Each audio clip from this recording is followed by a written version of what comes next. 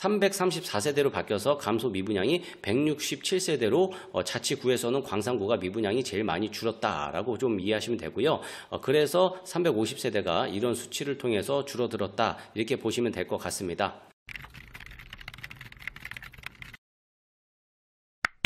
네, 안녕하십니까. 광주부동산 채널 박소장입니다. 네, 반갑습니다. 오랜만에 이렇게 인사드립니다. 다들 추석 연휴 잘 보내셨나요? 오늘 내용 살펴보도록 하겠습니다. 거래량 늘어나고 미분양 줄어들고 이런 제목인데요.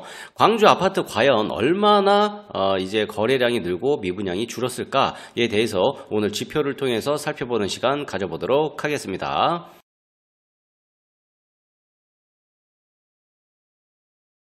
자료 살펴보도록 하겠습니다. 일단 지금 보시는 거는요, 광주의 토지 매매 거래 현황입니다. 토지 매매 거래 현황. 여기 보시면은 2019년도부터 이렇게 쭉 나와 있죠. 그리고 여기가 2019년, 여기가 2020년, 그리고 21년, 그리고 여기가 22년, 그리고 23년, 그리고 이쪽이 24년 이런데요. 토지 거래량이 위에 나와 있는 게 이제 필지수입니다. 필지수고, 그리고 밑에는 이제 면적을 나타낸 건데 필지 위주 거래량으로 좀 보도록 하겠습니다.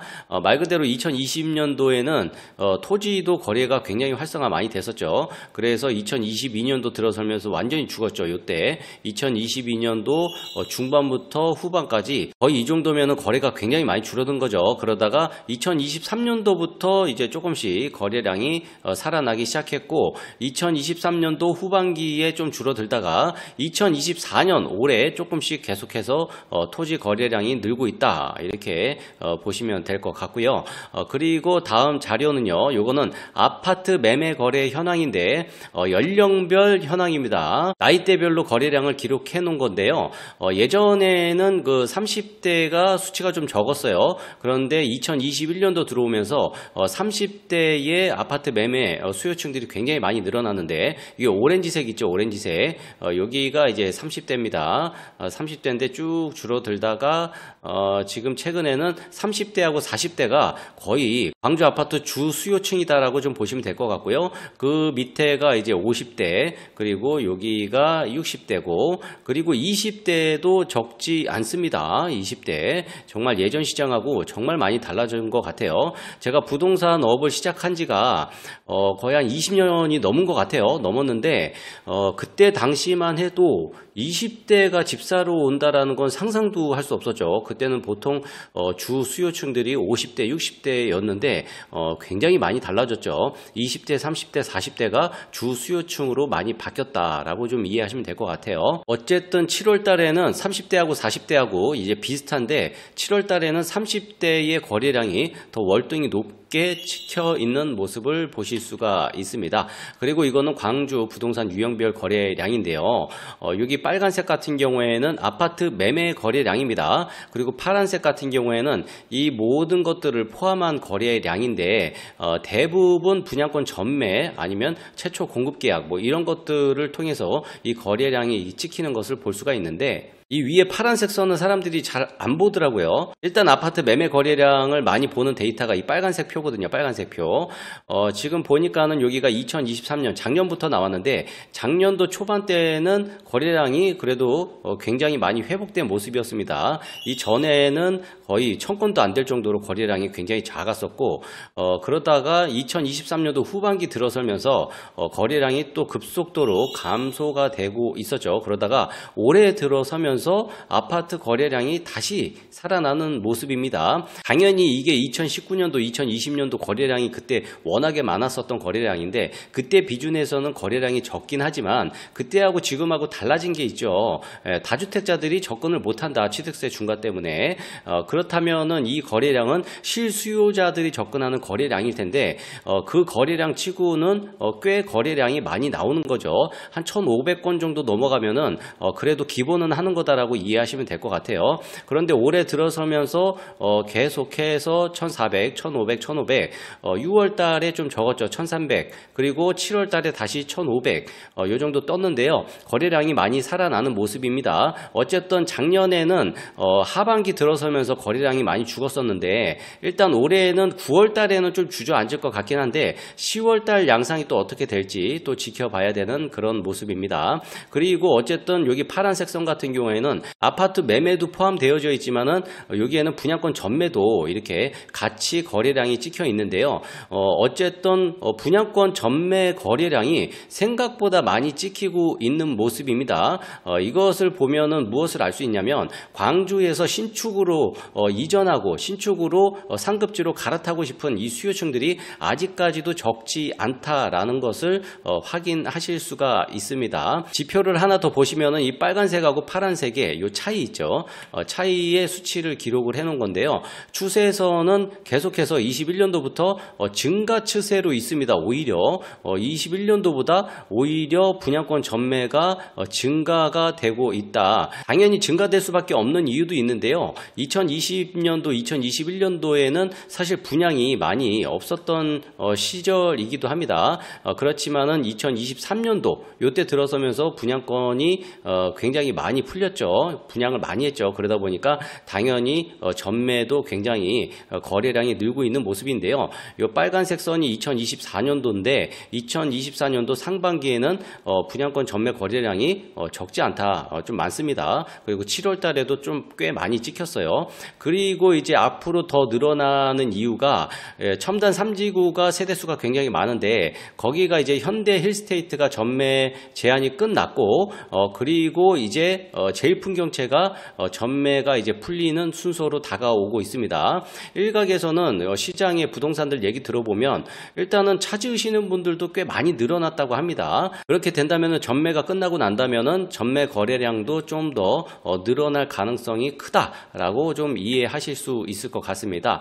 어쨌든 지금 이게 아파트 거래량이 한 달 뒤에 신고를 하는 거라 현재 한국부동산원 데이터에는 2024년 7월까지는 확실하게 찍혔습니다. 그런데 여기 보니까 여기는 그 출처가 아실 그 아파트 실거래가 있잖아요. 웹 거기에 나와 있는 자료인데요. 2024년 7월 그리고 2024년 8월도 이렇게 떠 있습니다. 그런데 이게 아직까지 집계가 안 된 거다. 9월 말까지 돼야 완벽하게 집계가 되는 것이고요. 그리고 9월은 이제 10월 달 정도 돼야 10월 말 정도 돼야 정확하게 이 수치가 나올 것이다. 그렇지만은 이렇게 지금 2024년 9월 달께 372건 정도 찍혔는데요. 일단 9월 달은 1,500건 이상은 안 넘을 것 같아요. 그냥 수치상으로 봤을 때 한 1,200에서 1,300 정도 뜨지 않을까 이렇게 생각은 하는데 어쨌든 8월 달도 적지는 않습니다. 그리고 여기 아시라고 여기 이거 같은 경우에는 한국부동산원 그 수치인데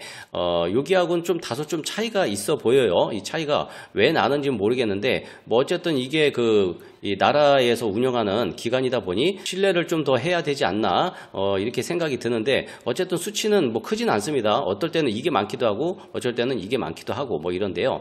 어쨌든 작년하고 비교했을 때는 매매 거래량이 소폭 상승된 그런 모습입니다. 올해는 10월, 11월, 12월 남았는데 이때 거래량이 평균 정도만 찍어준다면은 거래량이 상당히 회복됐다고 볼 수 있는 그런 거래량이다 이렇게 보시면 될 것 같습니다. 그리고 미분양이 좀 줄었는데요.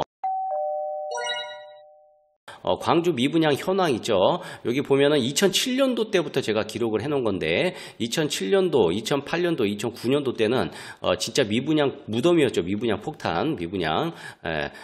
앞으로도 이런 데이터는 볼 수 없을 거예요. 그러다가 2021년도에 미분양이 광주가 굉장히 줄어들었다가 또 늘었다가 줄어들다가 이때부터는 거의 지금 없다시피 미분양이 이 정도면 거의 없는 거죠. 그러다가 최근에 고개를 들고 있는데 최근에 1721건까지 기록이 됐다가 7월달 자료 요번에 마지막에 나온 자료 보니까 1370건 꽤 많이 줄어든 모습인데요. 얼만큼 줄었는지를 좀 더 자세히 보도록 하겠습니다. 여기가 22년도고 23년도고 22년도 초반에는 뭐 거의 없는 거죠. 6개, 5개, 2개 있는데 이 정도로 미분양이 없는 건 정말 역사적인 일이다. 요것도. 그러다가 2022년도 금리 인상으로 인한 쇼크 때문에 부동산 시장이 망가지기 시작 시작했죠. 그러면서 이제 미분양이 점차적으로 늘고 있는 모습인데요. 올해 꽤 많이 늘었습니다. 1700건까지 올라왔습니다. 그리고 7월 달에는 1370건, 꽤 많이 줄어든 모습인데요. 지금 전달보다는 350세대를 감소를 했습니다. 전체 그 규모로 봤을 때는 20%나 감소를 한 것이다, 미분양이. 그렇다면 이게 정말 실제로 줄어든 것이냐, 이거를 우리가 좀 살펴봐야 될 텐데요.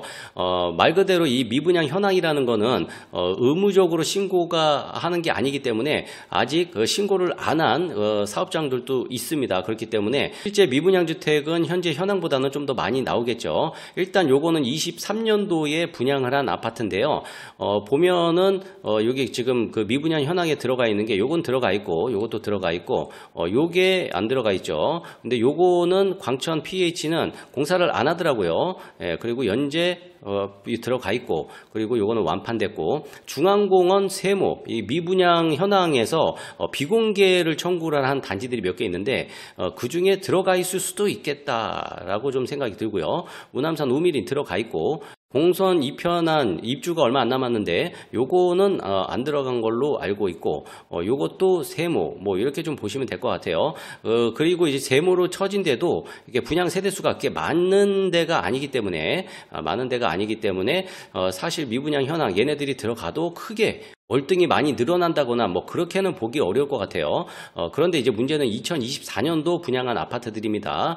여기 보면은 이쪽에 있는 것들이 거의 현황에 들어가지 않았다. 2024년도에 분양 세대수가 8,600여 세대 정도 되는데 전체 비준했을 때 분양이 얼마 정도 됐을까요? 뭐 한 5, 60% 정도 됐을까요? 그렇게 된다 해도 한 3,000, 4,000 세대가 좀 증가된다. 그래서 제가 예전에도 말씀드렸지만은 미분양 현황에서 한 2, 3,000 세대 정도는 더 됐다라고 보는 게 맞을 것 같다, 제가 이렇게 말씀을 드렸습니다. 그런데 요즘에 시장에서는 미분양이 많다 뭐 이런 인식들이 있는데 현장을 가보면은 생각보다 지금 계약이 꾸준히 나오고 있는 상황인 것처럼 좀 보여집니다. 이 중에서 정말 계약률이 얼마 안 나오는 단지는 뭐 전체를 보면 안 될 것 같고, 소수의 단지들이 이제 계약률이 떨어진다라고 이해하시면 될 것 같아요. 전체 단지가 다 그러진 않고 소수의 단지가 계약률이 좀 저조하지만 전체적으로 봤을 때는 최소 5, 60% 이상은 분양이 됐다라고 좀 이해하시면 될 것 같습니다. 어쨌든 계약률이라는 거는요, 모델하우스에서도 뭐 몇 프로 됐습니다, 뭐 몇 프로 됐습니다 얘기를 하는데 아무것도 믿을 건 아니에요. 그렇지만 제가 생각하기에는 최소 5, 60% 정도는 계약이 되지 않았을까, 이렇게 좀 유추해 볼 수 있습니다. 그리고 방금 전에 단지에 들어가지 않은 2024년도에 분양한 단지가 이슈가 안 되다 보니까 저도 영상을 안 올렸는데 광주 상무 퍼스티넘 스위첸, 여기가 분양을 했었고요. 여기가 226세대 분양을 했었고, 우남산 공안 진아리체 그랑뷰, 요거 지역주택조합인데요. 69세대 이제 분양을 얼마 전에 했는데 깜깜이로 했어요. 깜깜이. 아마 모르시는 분들도 꽤 있는데 근데 생각보다 정보가 많이 안 나왔는데 청약은 좀 생각보다 많이 들어온 것 같아요. 그리고 서촌동 대라수는 임대였는데 이제 분양으로 전환한 세대가 뭐 한 40세대 정도 있는 것 같은데 어쨌든 청약 홈에 올라왔습니다. 이렇게까지 해서 2024년도 분양 단지를 좀 살펴봤고요. 자치구별 미분양 물량 어디 구가 감소가 됐는지 마지막으로 보고 마치도록 하겠습니다. 일단은 동구는 뭐 똑같아요. 여기가 2024년 6월, 2024년 7월 말 기준입니다. 말. 동구는 뭐 변동이 없습니다. 그리고 서구가 345세대였는데 247세대, 98세대가 줄어들었습니다. 그리고 남구를 보니까는 183에서 101로 줄어든데 82세대. 요거 같은 경우에는 지금 월산 힐스테이트 있잖아요. 지역주택조합. 그게 이 수치를 비공개로 청구를 하면서 이게 감춰져서 이게 없어져서 그런 건가 어쨌든 모르겠는데 어쨌든 수치는 이렇게 감소가 된 모습입니다. 그리고 북구는 감소폭 그렇게 크지 않고요. 광산구가 좀 많죠. 광산구가 510세대였는데 334세대로 바뀌어서 감소 미분양이 167세대로 자치구에서는 광산구가 미분양이 제일 많이 줄었다라고 좀 이해하시면 되고요. 그래서 350세대가 이런 수치를 통해서 줄어들었다, 이렇게 보시면 될 것 같습니다. 오늘 자료는 여기까지 준비했습니다. 저는 이만 여기서 물러나 보도록 하겠습니다. 지금까지 광주 부동산 채널의 박소장이었습니다.